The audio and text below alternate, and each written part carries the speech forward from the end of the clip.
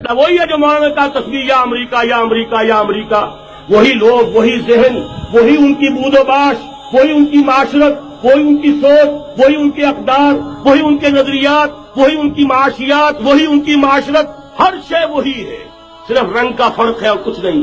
نظام ابھی وہی ہے، چلانے والے بھی انہی کے پرستار ہیں، بلکہ ریموٹ کنٹرول سے وہی چلا رہے ہیں۔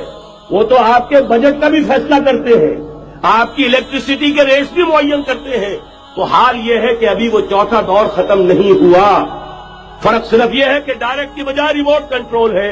لیکن حضور کی خوشخبری یہ ہے، ثم تکون خلافۃ علی منہاج النبوہ، پھر ایک دور آئے گا خلافت علی منہاج النبوہ کا۔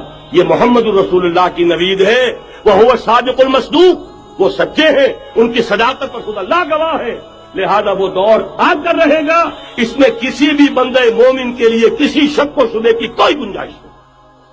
اگلی حدیث ابھی سنیے، اب جب یہ دور آئے گا تو عالمی ہوگا، نیو ورلڈ آرڈر نہیں ہوگا، جسٹ ورلڈ آرڈر ہوگا۔ یہ نیو ورلڈ آرڈر NWO، حقیقت میں نیو ورلڈ آرڈر ہے JWO، لیکن اسی کو بدلنا ہے جسٹ ورلڈ آرڈر آف اسلام، اور وہ گلوبل ہوگا۔ دو حدیثوں کا تذکرہ کر دوں۔ حضرت ثوبان حضور کے ایک آزاد شدہ غلام تھے، وہ روایت کرتے ہیں، مسلم شریف کی روایت ہے، یہ صحیحین میں فرماتے کہ حضور نے ارشاد فرمایا، ان اللہ زوالی الارض فرائیت مشارقها ومغاربها وان امتی سیبلغ ملکها ما سئل لی منها، رواہ مسلم رحمہ اللہ۔ حضور فرماتے اللہ تعالیٰ نے میرے لیے پوری زمین کو لپیٹ دیا، یہاں تک کہ میں نے اس کے سارے مشرق دیکھ لیے، سارے مغرب دیکھ لیے، اور سن لو مجھ سے، ٹیک اٹ فرام می، میری امت کی حکومت ان تمام علاقوں پر قائم ہو کر رہے گی جو مجھے زمین کو لپیٹ کر اور سکیڑ کر دکھا دیے گئے۔ گلوبل ہوگی کہ نہیں؟ دوسری حدیث سنیے، یہ پھر مسند احمد ابن حنبل کی ہے۔ حضرت مقداد ابن اسود رضی اللہ تعالی عنہ فرماتے ہیں، حضور نے فرمایا، لا يبقى على ظهر الارض بيت وبر ولا مدر الا ادخله الله كلمة الاسلام بعز عزيز وذل ذليل، اما يعزهم الله فيجعلهم من اهلها او يذلهم فيدونون لها۔ یہ ہے حدیث مسند احمد ابن حنبل کی۔ اور حضرت مقداد فرماتے پھر میں نے کہا اچھا تب تو ہو جائے گی وہی بات، وَيَكُونَ الدِّينُ كُلُّهُ لِلَّهِ، دین کل کا کل اللہ کے لیے ہو جائے گا۔ حدیث کا ترجمہ یہ ہے کہ حضور نے فرمایا، روئے زمین پر نہ کوئی اینٹ گارے کا بنا ہوا گھر رہے گا، نہ کوئی اونٹ کے بالوں کے بنے ہوئے کمبلوں کا خیمہ رہے گا جس میں اللہ تعالیٰ کلمہ اسلام کو داخل نہ کر دے۔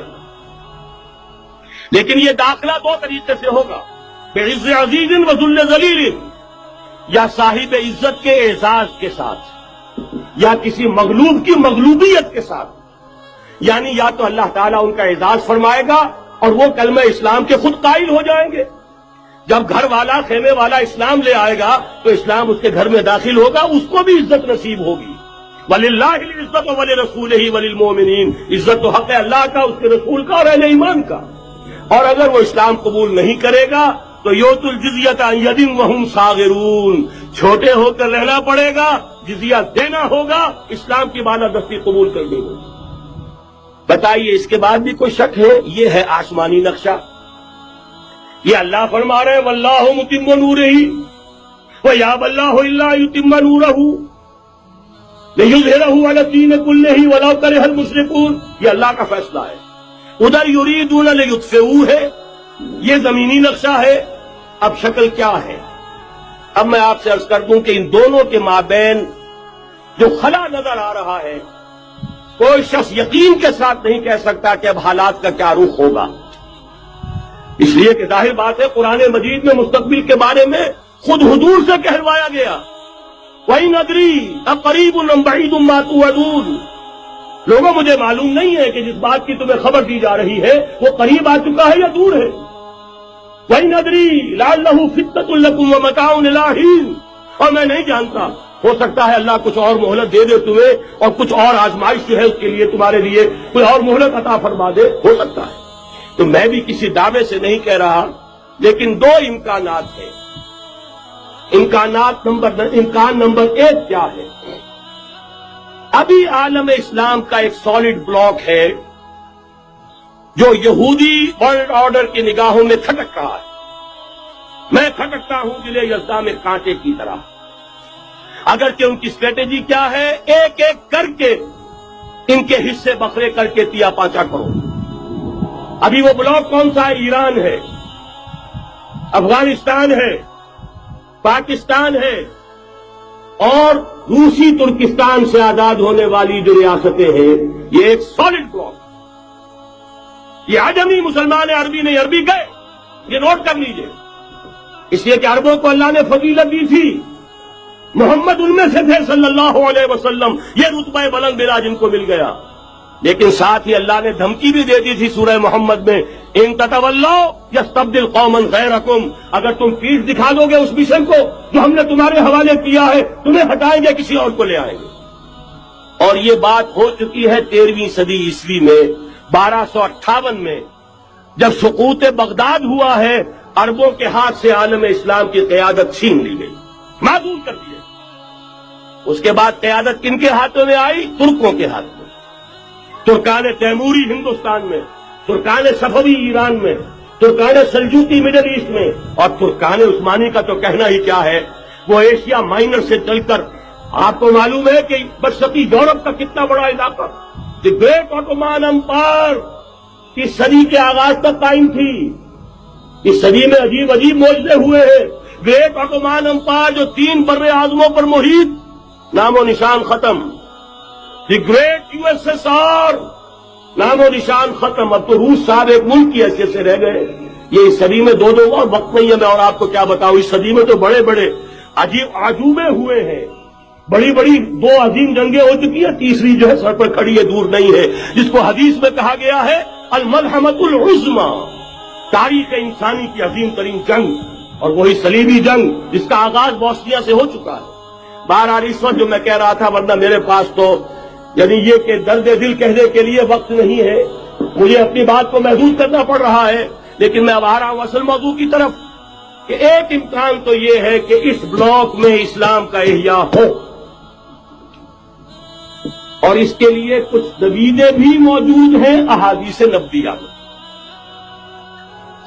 وہ تو آپ نے سنا ہوگا اقبال کا شعر، میرے عرب کو آئی ٹھنڈی ہوا جہاں سے، میرا وطن وہی ہے، میرا وطن وہی ہے۔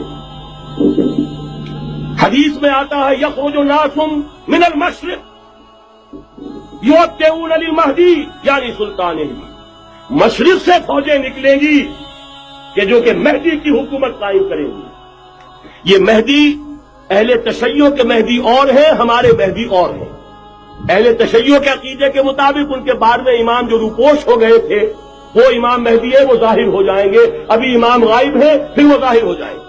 ہمارے نزدیک یہ مہدی پیدا ہوں گے یا ہو چکے ہو، اور یہ ہوں گے حضرت فاطمہ کی نسل ہی سے رضی اللہ تعالی عنہا، لیکن عالم عرب کے اندر پھر ایک طاقت بن کر ابھریں گے، باطل کی قوتوں کے خلاف جہاد کریں گے، لیکن ان کو مدد آئے گی 2 طرف سے، ایک زمینی مدد آئے گی مشرق سے، ایک آسمانی مدد آئے گی، عیسیٰ ابن مریم کا نزول، حضرت مسیح علیہ الصلوۃ والسلام جو زندہ آسمان پر اٹھائے گئے تھے، نازل ہوں گے، اور در حقیقت ان 2 مددوں کے نتیجے میں پھر یہود کا قلعہ قمع ہوگا، اور یہی گریٹر اسرائیل ان کا گریٹر گریو یارڈ بن کر رہے گا، عظیم تر قبرستان بن کر رہے گا۔ اس کی بڑی واضح حدیثیں موجود ہیں، اس کی بڑی تفصیلی خبریں موجود ہیں۔